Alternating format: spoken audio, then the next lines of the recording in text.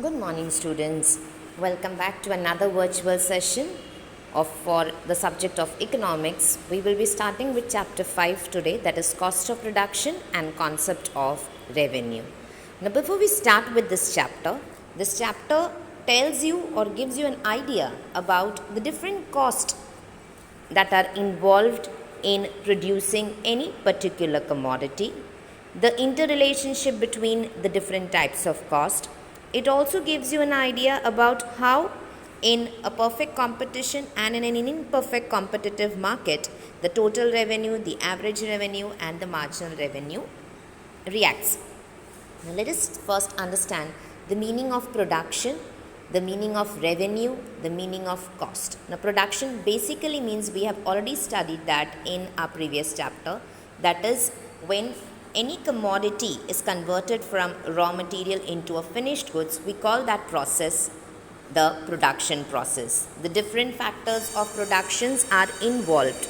That is the land, the labor, the capital and the entrepreneur in order to convert a raw material into a finished product. So that is the term production. When you talk about cost, we say that cost is the amount of expenditure which is incurred in producing a good or a service. A firm has to employ an aggregate of the various factors of production, such as we talked about the different factors, that is land, labor, capital and entrepreneur. And for using these factors, they have to be compensated by the firm for their contribution for producing the commodity. We reciprocate or compensate them in form of, for land we give rent, for labor we give wages, for capital we give interest and for entrepreneurship the profit is given. And that is how the compensation is made to the factors of production. This compensation is the cost like material with the labor cost, and direct and indirect expenses are also included in the cost structure. The other term, that is revenue, it symbolizes the gains for the producer. By getting the required revenue from the sale of a commodity, the producer is able to recover the cost that he has incurred. In this particular chapter, we will be learning about initially the three different concepts of cost, that is the real cost, the opportunity cost and the monetary cost. Now if we talk about the real cost, Alfred Marshall has made a distinction between the cost of production and the expenses of production by saying that all the efforts and sacrifices made by the producer is the real cost of production, whereas the money paid to the other factors of production for their effort is termed as the expenses of production. The concept of real cost lacks precision since it is expressed in subjective terms. Its meaning that the psychological and the physical burden which are experienced by the laborers, the capitalists and the entrepreneurs in order to produce a commodity can be termed as a real cost. This burden is called real cost because this is the only non-monetary cost among all the three concepts which we will be discussing. Why it is non-monetary? Because in this, when we talk about the physical and the psychological burden, we are talking about the fatigue, the boredom, the tension that is faced by the different factors of production, the stress faced by them. The capitalists who sacrifice their savings and capital, they also face anxiety whether the risk involved will give them profit or not. Sometimes their insecurity of indecisiveness, that is, sometimes they lack decision making power, sometimes the decisions may fail. So in the real cost, all these different types of subjective matters are included, and therefore this is the cost which is called also as a non-monetary cost. And Professor Marshall has said that the factors of production face this real cost, and to attract them only, the return which we earlier talked about is given in the form of wage, interest and profit. Now, there is a problem that is involved in measuring real cost, as we term that these are all subjective terms.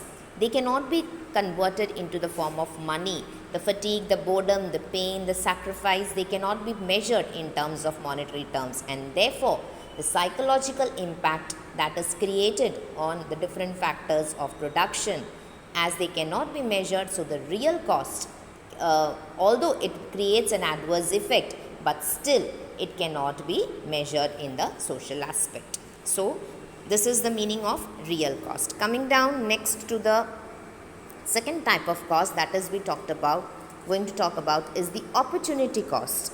The opportunity cost is the value of the next best alternative when a decision is made.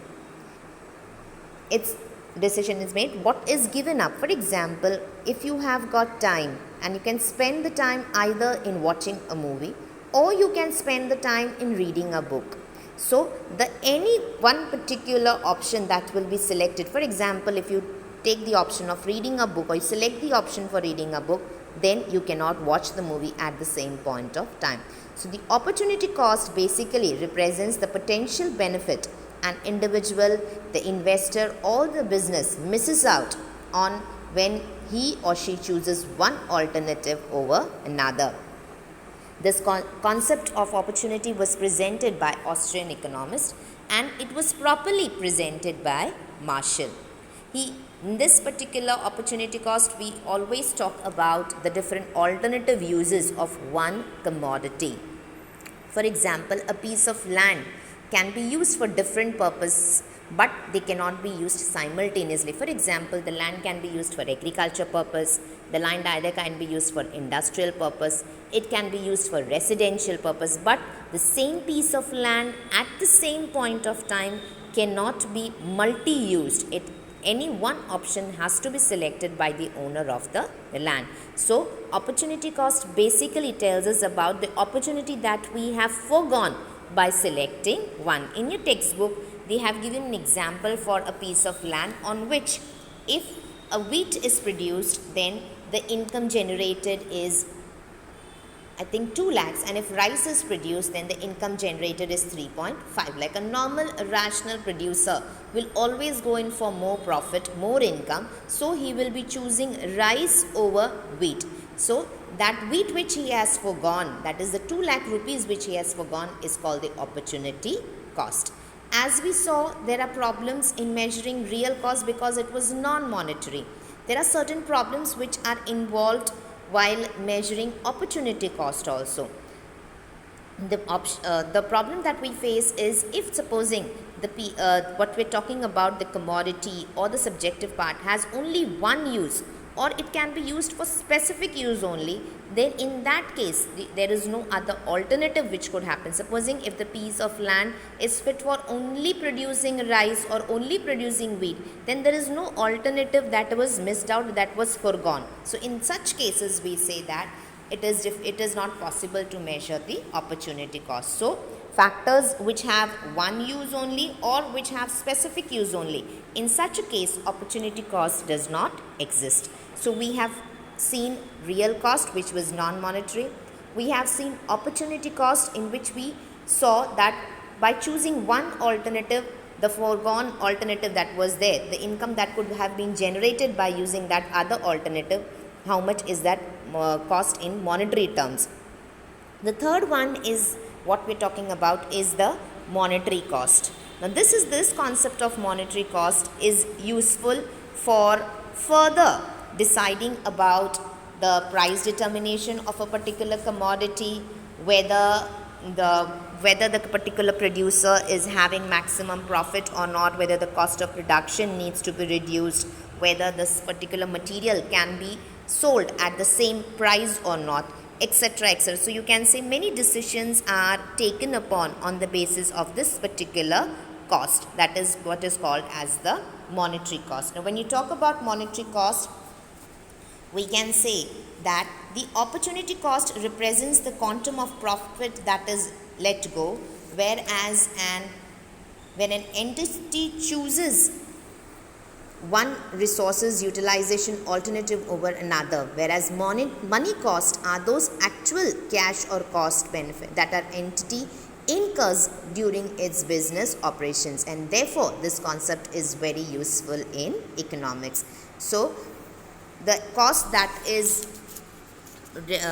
borne by the production in terms of money is known as the monetary cost. For example, if a particular scale costs rupees 10, so the cost of production and 100 units are produced, so we can say that for producing 100 units of scale, 1000 rupees was spent. So that 1000 becomes the monetary cost. So these are the three different concepts of cost that we have seen today, that is real cost, monetary cost and opportunity cost. In our next virtual session, we will be concentrating upon 5.2, that is short term and long term, and the different types of cost that we could cover, that is fixed cost and variable cost. Thank you.